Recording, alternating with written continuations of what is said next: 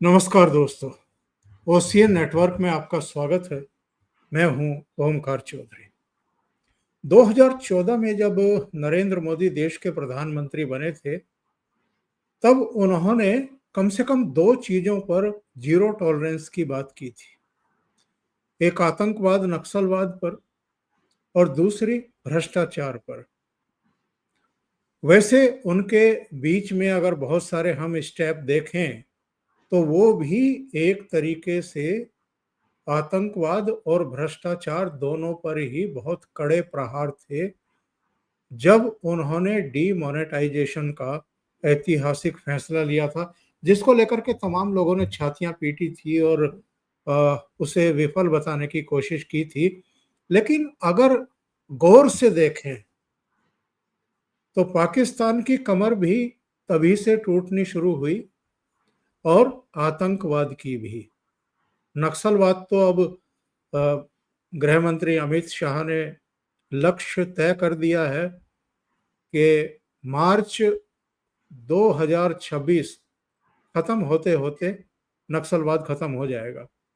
तो उसका भी इंतजार रहेगा देश को। और जिस तरीके से ये लोग काम करते हैं उसका एक मैसेज जो एक्चुअल में इस तरह की चीजों को खाद पानी देते रहे हैं उन तक भी पहुंचता है। और कई बार लगता है कि जिनका अस्तित्व ही अब इनके दम पर है उन तक भी पहुंचता है। बड़ा डेवलपमेंट जम्मू कश्मीर से है। दो ऐसे शख्स पकड़े गए जिन्होंने पहलगाम के आतंकवादियों को पनाह दी थी, खाना दिया था। और उनमें से ही एक ने एक तस्वीर में एक आतंकवादी की पहचान की है और ये भी पुष्टि की है इन लोगों ने कि ये आतंकवादी सीमा पार से आए थे, पाकिस्तानी थे।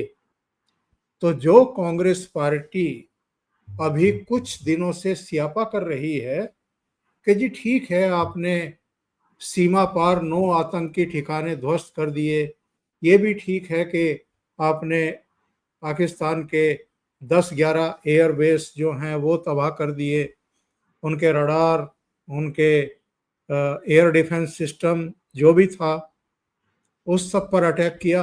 लेकिन पहलगाम के जो आरोपी हैं जिन्होंने 26 हत्याएं की, पहचान करके कि ये हिंदू हैं, उनको तो आप अभी तक पकड़ नहीं पाए। सीधे जुड़ लेते हैं जम्मू कश्मीर के पूर्व डीजीपी एसपी वैद साहब के साथ और जरा उन्हीं से समझने की कोशिश करते हैं कि जो अभी डेवलपमेंट है ये कितना अहम है।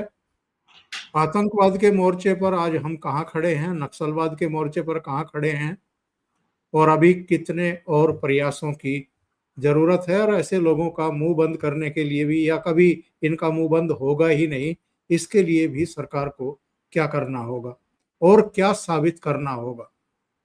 सीधे जुड़ लेते हैं वैद साहब के साथ और फिर चर्चा को आगे बढ़ाते हैं। वैद साहब, बहुत स्वागत है। नमस्कार। नमस्कार जी। ये जो डेवलपमेंट है साहब, ये दो लोग गिरफ्तार किए गए हैं, एनआईए ने इनको गिरफ्तार किया है। इन पर आरोप है कि पहलगाम के आरोपियों को इन्होंने शेल्टर दिया, खाना वगैरह दिया और इंटेंसली दिया, जानबूझ करके दिया। और उन्होंने ही पहचान की है कि इनमें एक आतंकवादी ये है, उसका पूरा नाम शायद सुलेमान शाह। और जो बाकी के गिरफ्तार, जो बाकी के दो आतंकवादी थे, उनकी भी पहचान बताई गई और ये भी बताया गया कि ये लिट्टे से जुड़े हुए हैं।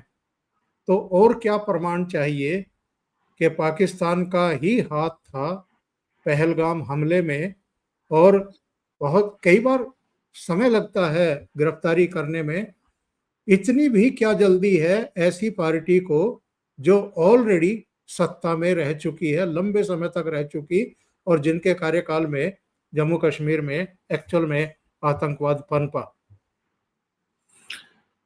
ओंकार जी, ये मैं समझता हूँ बहुत ही महत्वपूर्ण डेवलपमेंट है जो एनआईए ने दो लोग जो गिरफ्तार किए हैं, परवेज अहमद और बशीर अहमद जोथर नाम है इनका।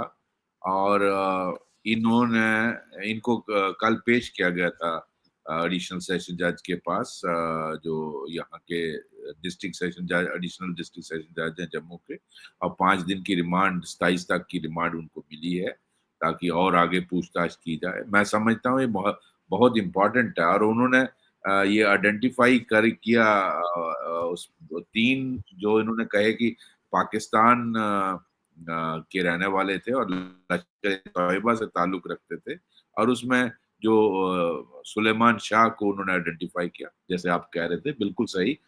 और ये जो लोग बोलते थे कि आपने तो हमला कर दिया, लेकिन लिंक क्या है, पाकिस्तान से ये आवाजें आ रही थी, अगर आपको याद जी होगा। जी जी। बहुत सारे लोग पाकिस्तान से बोल रहे थे, हमारे यहाँ भी कुछ लोग फिर पाकिस्तान की जबान बोलते हैं, आप जानते हो कि क्या सबूत है कि पाकिस्तान ने ये हमला किया, जबकि हम पहले दिन से कह रहे थे। मैं तो इनफैक्ट डे वन से जिस तरह से मुल्ला मुनीर ने उकसाया था, तो मुझे लगा कि ये कुछ हादसा करवा के जाएगा, और वही हुआ।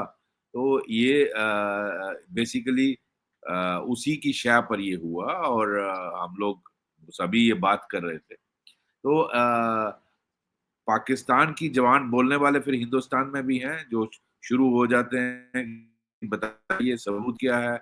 अच्छा, अब ये जो परपेट्रेटर हैं, ये जिन जो 3 इन्होंने बताया पाकिस्तानी थे, जिसमें एक सुलेमान शाह था। तो ऑब्वियसली टाइम लगता है, आप जानते हैं पहाड़ी इलाका है, डोके हैं, और ये डो इस इन दोनों की डोक में रहे हैं, उनको ठहराया है इन्होंने। ये इन्होंने पूरी स्टोरी बताई है, बशीर ने और परवेज ने, कि हम इनको खाना दिए थे, इनको रहने की जगह दी उस डोक में, जो बिल्कुल पास है, प्लेस ऑफ इंसिडेंट के पास ही है।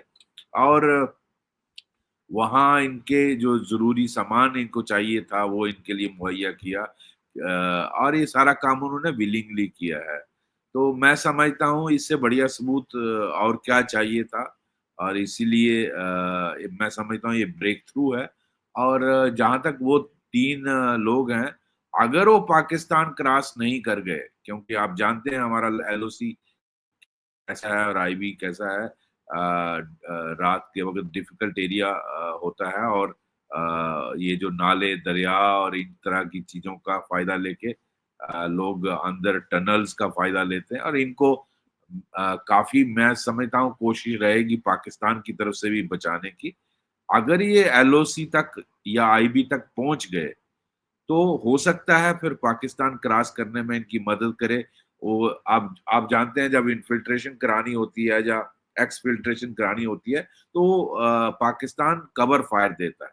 आप जानते हैं, वहाँ शेलिंग शुरू कर देगा, फायरिंग शुरू कर देगा, ताकि जो हमारे फोर्सेस या संतरी हैं, वो आड़ ले लें, और अंधेरे का फ़ायदा उठाते हैं। पूरा थिक जंगल होता है, नाल दरिया है, अब बरसात भी शुरू हो गई, पानी से चढ़ा होता है, तो उसका फ़ायदा लेकर या टनल का यूज़ करके ये निकल जाते हैं। तो अगर अंदर ही हैं जम्मू कश्मीर में, तो आप बहुत जल्दी सुनेंगे इनको मार गिराया जाएगा, लेकिन टाइम लगता है। इतने जंगल और पहाड़ हैं, उनको छानना कोई आसान काम नहीं है। बोलना बहुत आसान है मेरे लिए और आपके लिए, कमरे में जी बैठ के बोलना बहुत आसान है, बहुत डिफिकल्ट टेरेन है। तो मैं समझता हूँ एक तो पाकिस्तान का कनेक्शन जो लोग सवाल उठाते थे वो प्रूव होता है। दूसरा, ये को कॉन्स्पिरेटर हो गए, ये इसमें मुलव्वस हो गए, ये जिसने पनाह दी, ये विलिंगली दी, और इन्होंने उनकी मदद की पाकिस्तानियों की। ये उतने ही जिम्मेदार हैं उस कत्ल के जितने वो लोग थे। तो इनका भी केस में ऑब्वियसली अरेस्ट आएगी, इसीलिए रिमांड लिया गया, और इनको भी ट्रायल फेस करना पड़ेगा, और ये सारा प्रूव करना पड़ेगा जज साहब के सामने। तो मैं समझता हूँ ये बहुत अहम ब्रेक थ्रू है, और इससे बाकी जो इनकी पूछताछ से निकलेगा, वो सारा नक्शा खींचना पड़ेगा इन्वेस्टिगेटर्स को, कि वो किस तरह से उसमें क्या-क्या थे। बाकी 2 जो हैं उनकी शक्ल कैसी थी, वो पहचान करवाई जाएगी, और इन्होंने किस रूट से आए, कहाँ गए, इनको और कौन-कौन मिला, इनके साथ क्या-क्या था, ये सारी चीज़ें पूछताछ में निकलेंगी। और किन-किन लोगों ने इनकी मदद की ये सारा ऑपरेशन जो करने के लिए जो इन्होंने अटैक किया। तो मैं समझता हूँ ये बहुत बढ़िया ब्रेक थ्रू है और सबका जो जो लोग विधि हमारे कंट्री के अंदर भी कुछ लोग अपोजिशन के जिस तरह से बोल रहे थे कि वो लोग कहाँ हैं, इसका मतलब है फोर्सेस लगी हुई हैं। जो हमारी एनआईए है या हमारी जेएनके पुलिस है या आर्मी और पैरामिलिट्री है, वो सब लगे हुए हैं। कोई बैठा हुआ नहीं है। इधर से आप जानते हैं अमरनाथ यात्रा 1-2 दिन 2-4 दिन में 5 दिन में स्टार्ट होने वाली है। मेरा ख्याल है जी हाँ। हफ्ता 1 रह गया। 3 जुलाई से वो भी स्टार्ट होने वाली है। तो पुलिस को बहुत कुछ देखना पड़ता है। उस वो भी सारे इंतज़ाम और सब कुछ उसका बहुत इलैबोरेट अरेंजमेंट होता है। तो ये सारी चीज़ें और मैं चाहूँगा कि अमरनाथ यात्रा से पहले शुरू होने से पहले ये जो 3 पाकिस्तानी हैं, ये ट्रैक डाउन हो जाएँ और ये भी न्यूट्रलाइज़ हो जाएँ। मुझे अपनी सिक्योरिटी ग्रिड पर काफ़ी भरोसा है। मैंने उनके साथ काफ़ी साल काम किया। बहुत लोग बड़ी मेहनत करते हैं, अपनी जान पर खेल के लोग वो करते हैं। तो ये जल्दी आप सुनेंगे ये भी होगा, भगवान करे उसमें कामयाबी मिले। यहाँ तक आपका ये जो आपने ऑपरेशन सिंदूर देखा जो आपका सवाल था, उसमें मोदी जी ने जो रख दिया ना कि ऑपरेशन सिंदूर जारी है। मैं समझता हूँ 2 चीज़ें मोदी जी ने करके बहुत डिफिकल्ट पोज़ीशन में पाकिस्तान को डाल दिया। एक, any act of terror will be act of war. उसका मतलब ये हुआ कि आप दोबारा ऐसा कोई हादसा करते हैं, पहलगाम जैसा या पुलवामा जैसा या कोई भी बड़ा टेरर अटैक करते हो, तो हम उसको एक्ट ऑफ वॉर मानेंगे और एक्ट ऑफ वॉर का का मतलब समझ लीजिए जिस तरह उसका फिर पाकिस्तान जो इस इनको इनके कर्ता-धर्ता हैं पाकिस्तान में, उनको उसका खमियाजा भुगतना पड़ेगा। जिस तरह टेरर कैंप उड़ाए थे 9 उसका भारत फिर अटैक करेगा, उसका उनको खमियाजा भुगतना चाहे वो जहाँ भी छुपेंगे, वो आपने दिखा दिया ऑपरेशन सिंदूर के दौरान। दूसरा, जो इंडस वाटर ट्रेटी को अबेंस में किया है, वो भी मैं समझता हूँ वाटर बॉम्ब है जो मोदी जी ने चलाया है। और बिल्कुल। उसका असर जो है, वो आप अगर आप पाकिस्तान की चैनल्स देखें, उनकी क्या हालत है। और उ उ उसका असर आप आने वाले दिनों में देखेंगे। कल तो अमित शाह जी ने भी बोला कि जी हाँ। ये हम परमानेंट अब हम इसको लागू नहीं करेंगे, ये जो इंडस वाटर ट्रेटी है और ये पानी हम डाइवर्ट करेंगे और उसके लिए स्कीम बनाई जा रही है। तो ये बहुत लॉन्ग टर्म इफ़ेक्ट पाकिस्तान पे करेगा और इसकी त त्राही-त्राही मचेगी पाकिस्तान में, आप देखिएगा। फिलहाल शायद अब बरसात का सीज़न शुरू हो जाएगा तो शायद इतनी किल्लत अब नहीं आएगी। इससे पहले जो 1 महीना निकला है, तो बहुत बुरी हालत हुई है। उसके बाद आगे उनको बड़ी बुरी हालत होगी। उनकी फसल, उनकी इलेक्ट्रिसिटी जनरेशन, उनका इरिगेशन सिस्टम, पीने का पानी की दिक्कत। 25 करोड़ लोग पाकिस्तान में रहते हैं और ये पानी रोकने से उनकी क्या हालत। आपने आपने धमकी सुनी है जो जी हाँ। बिल्लो रानी ने बोला है, क्या नाम है उसका? भुट्टो बिलावल भुट्टो। कि बिलावल भुट्टो की अगर आपने पानी नहीं खोला भारत ने तो हम जंग छेड़ेंगे, अटैक करेंगे। तो हम कहते हैं तो करो ना भाई, अगर दम है तो करिए।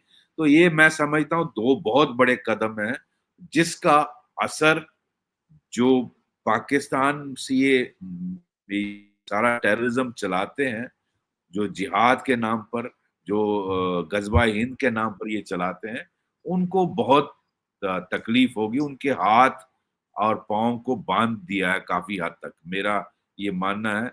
उनको डिफ़िकल्टी तो आएगी और अगर करते हैं, तो उनको भुगतना पड़ेगा, तो 10 बार सोचेंगे। तो ये जहां तक जम्मू कश्मीर के टेररिज्म का सवाल है, हाँ, कुछ लोग अंदर हैं। मैंने पिछली बार भी पॉडकास्ट में कहीं बोला था कि 8-10 ग्रुप, 4-4, 5, 3-3, 4-4, 5-5 के ग्रुप जो हैं, वो अभी भी कश्मीर घाटी में और जम्मू रीजन में ऑपरेट करते हैं। जब तक वो न्यूट्रलाइज नहीं हो जाएंगे, तो मैं नहीं कहूंगा कि सिचुएशन, स्थिति बिल्कुल नॉर्मल हो गई है। वो कभी भी हादसा कर सकते हैं, लेकिन उनके जो आका हैं पार, वो उनको कितना कंट्रोल कर पाते हैं मुझे नहीं मालूम, क्योंकि उन्हीं के इशारों पर ये सारा होता है, और कम्युनिकेशन वहीं से आजकल चाइनीज ऐप यूज करके, उनका सैटेलाइट यूज करके ये इस्तेमाल करते हैं। तो देखते हैं, ये जो ग्रुप है इसमें ज्यादातर पाकिस्तानी हैं, और उनका खतरा बना रहेगा। जम्मू के डिस्ट्रिक्टों में भी, मैंने रजौरी, पुंछ हो, चाहे डोडा हो, कठुआ हो, बिलावर का इलाका हो, उधमपुर का इलाका, रियासी का इलाका, इसी तरह कश्मीर घाटी में, साउथ कश्मीर में और नॉर्थ कश्मीर के कुछ एरियाज में इनकी मूवमेंट है। उनको जब तक हैं तो हालात बिल्कुल नॉर्मल कहना ठीक नहीं रहेगा, लेकिन यस, काफी हद तक मोदी जी ने इनके हाथ पैर जकड़ दिए हैं। तो लेट्स होप आगे थिंग्स विल इम्प्रूव। लेकिन जो ये जो ऑपरेशन सिंदूर का प्रहार है, इसका असर आपको आने वाले कुछ दिनों में, आपने देखा पिछले 1 महीने में कोई ज्यादा बड़ा हादसा उसके बाद नहीं कर पाए टेररिस्ट या पाकिस्तानी, उनके स्पॉन्सर्स, जब से इनके हेडक्वार्टर्स को, मुरीद के को, भावलपुर को और ये सियालकोट को। सियालकोट को हिट किया है। तो जी। देखते हैं, ये अच्छा रहेगा। जहां तक जो डेडलाइन अमित शाह जी ने फिक्स की है, मार्च 26 थी। 2026 जी। तक, तो उसका आप देखिए, काफी हद तक उस पर शिकंजा कसा है, इसमें कोई डाउट नहीं। अगर आप फिगर्स लें, आप कहाँ इतने स्टेट्स और कितने डिस्ट्रिक्ट्स उसमें इन्वॉल्व थे, आज वो सुकड़ कर 4-5 डिस्ट्रिक्ट तक बात रह गई है। तो ये दिखा रहा है कि किस तरह से हमारे जो गवर्नमेंट की पॉलिसी है, उसने काम ग्राउंड पे किया है। और सिक्योरिटी, एक वो भी वक्त था, आपको याद होगा, जब 72 सीआरपी के जवानों को मार गिराया था, अगर आपको याद होगा, बहुत पूरी बिल्कुल। एक कंपनी खत्म कर दी गई थी। तो इस तरह की इम्प्रूवमेंट वहां भी है। और मैं समझता हूँ जो लास्ट रेजिड्यूज, अभी कुछ दिन पहले एक टॉप कमांडर इसका LWF का, जो पीछे मारा है, बहुत इंपॉर्टेंट आदमी था। तो इसी तरह की ये जो कार्रवाई चल रही है, मुझे लगता है जो हमारी डेडलाइन है, उसके आते आते आप उधर भी 90% से ऊपर इम्प्रूवमेंट देखेंगे। और हो सकता है आप कोई रेजिड्यूल ग्रुप्स रह जाएं, मैं नहीं कहता कि हाँ, वो हो जाएगा कि पूरा कंप्लीट, लेकिन ये डेडलाइन बहुत अच्छी फिक्स की है। अब इससे एक स्कीम के तहत पूरा जो हमारा सिक्योरिटी ग्रिड है, इन इन स्टेट्स में, चाहे वो उड़ीसा हो, चाहे आंध्रा हो, चाहे आपका महाराष्ट्र का कुछ एरिया हो, और छत्तीसगढ़ का मेन एरिया जो इफेक्टेड है, झारखंड तो ऑलमोस्ट ठीक हो गया। तो इस इन एरियाज को भी आप पूरी तरह से की क्लियर किया जाएगा। मैं समझता हूँ जो मोदी जी ने प्रॉमिस किया था, उस पे उन्होंने दिखाया करके। जी। वैसा ये जो बयानबाजी की जाती है, और वो भी ऐसी पॉलिटिकल पार्टी की तरफ से जो राज्य में भी सरकार में रह चुकी, जो केंद्र में बहुत लंबे समय तक रह चुकी, वो इस तरह के बचकाने सवाल उठाए कि पहलगाम के आरोपियों को अभी तक क्यों नहीं पकड़ा गया, वो कहाँ हैं, इस तरह की बातें करना, जैसे कभी कोई सत्ता में रहा ही ना हो, जैसे जिसको कुछ पता ही ना हो कि फोर्सेस कैसे काम करती हैं, हमारे इंटेलिजेंस से जुड़े हुए लोग कैसे काम करते हैं, वहाँ की भौगोलिक जो तमाम तरह की मुश्किलें हैं वो किस तरह की हैं, चुनौतियाँ किस तरह की हैं। इनकी जड़ें कितनी गहरी हैं, और जो इनको शय देने वाले, प्रश्रय देने वाले हैं, वो भी वहाँ पर उनके उनके मोटो क्या हैं, उनके मकसद क्या हैं, और सीमा पार से किस तरीके की इनको इमदाद मिलती रही और किस तरह के षड्यंत्र रचे जाते रहे, क्या इनको बिल्कुल पता नहीं है? दूसरी बात ये है कि ये इस तरह के बयान देकर के किसकी मदद करते हैं? ओंकार जी देखो, ये सब जानते हैं। सबसे ज्यादा लंबा अगर किसी ने इस देश में हुकूमत की है तो कांग्रेस पार्टी ने की। तो ये सब जानते हैं, मुझे बताने की जरूरत नहीं है। ये सब जो आपने मुद्दे बोले, ये क्या डिफिकल्टीज हैं, कौन इससे बेनिफिट लेता है और क्या क्या डिफिकल्टीज हैं, क्या इसके इश्यूज होते हैं और किस तरह से पाकिस्तान ये करता है, सब जानते हैं ये। सिर्फ प्रॉब्लम इनको ये है कि इनको एक्चुअली कोई ढंग का मुद्दा नहीं मिल रहा, ढंग का। अब मोदी जी को घेरना चाहते हैं, घेरें किस पर? प्रॉब्लम ये है। तो अगर कंस्ट्रक्टिव क्रिटिसिज्म करे ना तो लोग वेलकम करेंगे। अगर फिर पूछने पे आए तो आपने मुंबई अटैक के बाद क्या किया, आपने पार्लियामेंट अटैक के बाद क्या किया, अगर लोग पूछने पे आए तो आप क्या जवाब दीजिएगा? पार्लियामेंट से ऊपर कौन सा अटैक? मुंबई जैसा क्या मैं उसको बोलूं, उससे बड़ा हमला भारत पर क्या हो सकता है? एक नंगा नाच टेररिज्म का आपकी फाइनेंशियल कैपिटल में हुआ, हमने क्या उसके बाद रिस्पॉन्ड किया?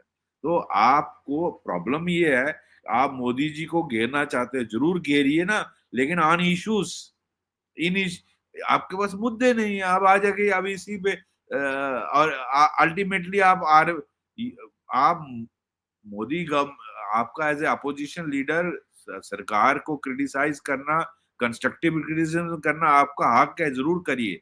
बट ऐसा मत करिए कि वो एंटी इंडिया बन जाए और उसका बेनिफिट पाकिस्तान उठाता है।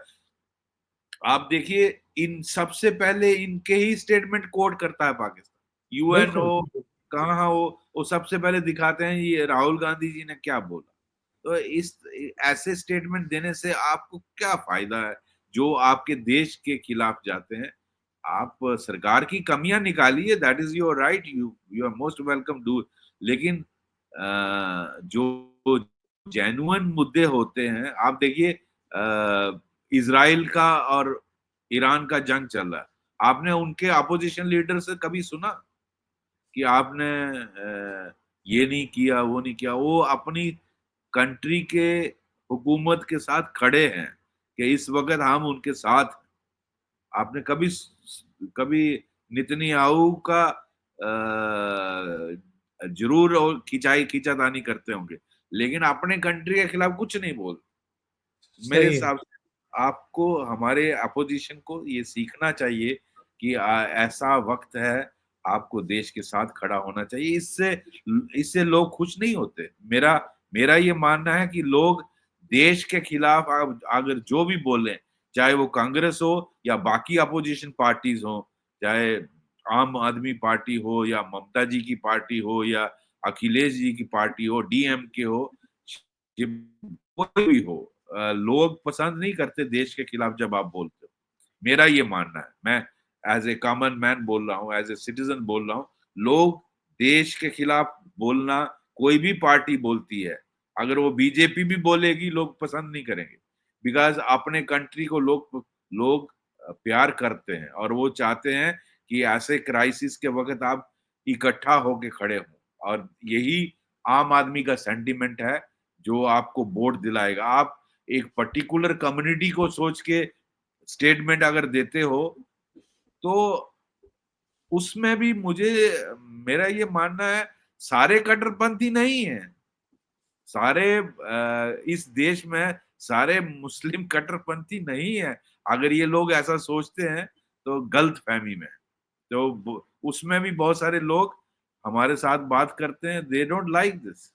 मैं समझता हूँ इनको बजाय वोट बैंक के दे शुड इशू स्टेटमेंट्स जो देश को मजबूत करें। और जहां हो सके सरकार को आप, उसकी अगर कमियां हैं आप जरूर बताइए कि आपने ये 9 ठिकाने हिट किए, इसके बजाय 10 करने चाहिए थे। इसके बजाय आपने इस जगह ये करना चाहिए था। आप कंस्ट्रक्टिव क्रिटिसिज्म करिए ना। आपने आकाश तीर को इस्तेमाल किया, मिसाइल को, या आपने ब्रह्मोस इस्तेमाल किया, आपको ये भी करना चाहिए था। जरूर करिए बिल्कुल। आप, बट डोंट अननेसेसरी टॉक में इशू स्टेटमेंट जो आपके देश के खिलाफ जाते हैं और जिसका दुश्मन मुल्क इस्तेमाल करता आपने मुनीर का नाम लिया था चर्चा करते हुए। वैसे तो ये फील्ड मार्शल माने जाते हैं, क्योंकि उनके नेतृत्व में उनकी सेना ने, उनके देश ने मार खाई है और बहुत बुरी मार खाई है। 6 और 7 तारीख की रात को भी वो पूरी तरह फेल रहे और हमने 9 आतंकी ठिकानों को तबाह किया। फिर 9 और 10 तारीख की रात को तो बिल्कुल उनको निहत्थे जैसे कर दिया। कहीं भी आप कुछ भी कर सकते थे, वो कुछ करने की स्थिति में, रोकने की स्थिति में नहीं थे। इसके बावजूद उनको फील्ड मार्शल बना दिया गया। और अब तो डोनाल्ड ट्रंप उनको व्हाइट हाउस में बुला रहे हैं, वैद साहब। तो लेजिटिमेसी हो रही है। आप वार हारिए और व्हाइट हाउस में लंच करिए राष्ट्रपति के साथ। तो ये सब हो क्या रहा है? देखिए, मेरा ये मानना है कि हर एक वो चीज जो ऊपर जाती है उसका डाउनफॉल होना लाजमी है। ये कुदरत का नियम है। ये सनातन की फिलॉसफी है कि जो जो ऊपर जाता है वो नीचे आएगा। आप एक टाइम था भारत वर्ल्ड का 33% जीडीपी था। फिर आप ये लुटेरे आए, आक्रांत आए, और आप यहाँ देखो, एक एस्टिमेट के मुताबिक मैं एक किसी फॉरेनर का वो बुक पढ़ रहा था। उसके एस्टिमेट के मुताबिक 300 से 400 मिलियन लोगों का पिछले 1000 साल में, सनातनी लोगों का कत्ल हुआ। और यहाँ की सोना चांदी हीरे जवाहरात लूटे गए। अब भारत को 2% जीडीपी तक छोड़ के गया बाद में ब्रिटिश। तो इसी तरह अमेरिका का भी मुझे लगता है शायद वो वक्त आ गया है, और भगवान उनको सद्बुद्धि दे। जिस तरह से उन्होंने इस शायद अपने इमीडिएट बेनिफिट, जो हमारे फॉरेन मिनिस्टर ने बोला, इमीडिएट इंटरेस्ट को देख रहे हैं वो। और ऐसे फील्ड मार्शल को आप बुलाते हो, इन्होंने कारकर्दगी क्या की? हजारों इनके हजारों नहीं तो सैकड़ों में तो शोर है ना, इनके टेररिस्ट मारे गए। इनके नाउ ट्रेनिंग जो जो इनके टेरर के हेडक्वार्टर थे वो उड़ा दिए गए। इनके मेरे ख्याल 100 से ज्यादा इनके जो एयरफोर्स के और फौजी लोग मारे गए। इनके शायद 11 अड्डे इनके उड़ा दिए गए जहां बिल्कुल। अमेरिकन एसेट्स थे। वहां पर हिट किया नूर खान बेस और कैराना हिल में भारत ने। तो आपने कौन सी तीर मारा, मुझे दिखाइए ना। आप बिल्कुल। काउंटर अटैक नहीं कर सके। जो आपने 7 तारीख को अटैक किया वो सारा हमारे एयर डिफेंस सिस्टम ने जीरो कर दिया। और आप जो जब हमने रिटेलिएट किया, जब 10 तारीख थी शायद, 10 तारीख को जब हमने अटैक किया, तो आप घुटनों पे आ गए। आप एयरफोर्स यूज नहीं कर पाए। आपके सारे अड्डे उड़ा दिए गए जितने एयर बेसिस थे। तो आपने बिल्कुल। कौन सी कारकर्दगी की? कोई तो दिखाने के लिए होना चाहिए। तो आप अचीवमेंट तो होनी चाहिए। तो उसको ऐसे बंदे को फील्ड मार्शल बना दिया। और फिर डोनाल्ड ट्रंप, उस पे भी वो इतने बड़े सुपर पावर के राष्ट्रपति होकर to hanker about Nobel peace prize. मुझे तो, मैं समझता हूँ शर्म आती है ये बोलते हुए। आप इतने पावरफुल आदमी हो, दुनिया के सबसे पावरफुल देश के राष्ट्रपति हो, तो क्या है नोबेल पीस प्राइज, और उसके लिए, और वो भी रिकमेंडेशन पाकिस्तान जैसी स्टेट के से आप ले रहे। मुझे लगता बिल्कुल। है पाकिस्तान रिकमेंड करे तो मैं भी रिजेक्ट कर दूं। और डोनाल्ड ट्रंप तो कितना, मैं एक आम आदमी हूँ, वो इतना बड़ा आदमी है, तो क्या अब अच्छा मांगा लिया भी अगर नोबेल पीस प्राइज, तो मांग के लेने, हमारी हमारी सनातन धर्म में कहते हैं मांगी हुई चीज की वैल्यू क्या है। सही है। मांग के रिवार्ड लेना, उसकी उसकी अहमियत ही खत्म होगी, उसकी रिस्पेक्ट ही खत्म होगी। जो चीज आपने मांग के ली, हम तो कहते हैं भगवान स्वाय भगवान के, इवन भगवान से भी नहीं मांगते। जो अच्छे भगत होते हैं ईश्वर के, वो भगवान से भी नहीं मांगते, वो कहते हैं भगवान सब जानता है, वो देगा खुद। तो क्या आप नोबेल पीस प्राइज, और वो भी मुनीर के रिकमेंडेशन पे, और दूसरे दिन उनकी गवर्नमेंट वहां बवाल मचा हुआ है। उनके आम आदमी कहते हैं death to America, death to Israel, और उनकी जो पार्लियामेंट है वो कह रही है जी आपने एक दिन पहले रिकमेंड किया पाकिस्तान गवर्नमेंट की तरफ से कि आप इनको नोबेल पीस प्राइज दे दो, और उसने मदर ऑफ ऑल बम्स फेंका हमारे मुस्लिम ब्रादर मुल्क के पड़ोसी पर। तो आप किस साइड हो? आप इजराइल की सही है। साइड, तो पाकिस्तान के जनरल इस मामले के लिए जाने गए हैं। वो उनको इसीलिए बोलते हैं ना हीरा मंडी, कि बिल्कुल, बिल्कुल। जो आप डॉलर फेंकिए, जो मर्जी करवा लीजिए हमसे। उन्होंने सिर्फ बोलने के लिए ब्रादर मुस्लिम मुल्क है, बाकी सब कुछ ऐसे ही है। मैं समझता हूँ पाकिस्तान आर्मी चीफ को बुला के शायद अमेरिका ने कोई अपना इमीडिएट इंटरेस्ट कोई बेसिस बेसिस के लिए किया होगा। वो लंच जो है वो बड़ा महंगा पड़ेगा आसिम मुनीर को और पाकिस्तान को, तो इसीलिए वहां बवाल हो रहा है। बिल्कुल। वैसे साहब, बहुत बहुत धन्यवाद, आप जुड़े, इतना समय निकाला और बहुत महत्वपूर्ण मुद्दों पर चर्चा की। थैंक यू सो मच धन्यवाद, सर। धन्यवाद उनका।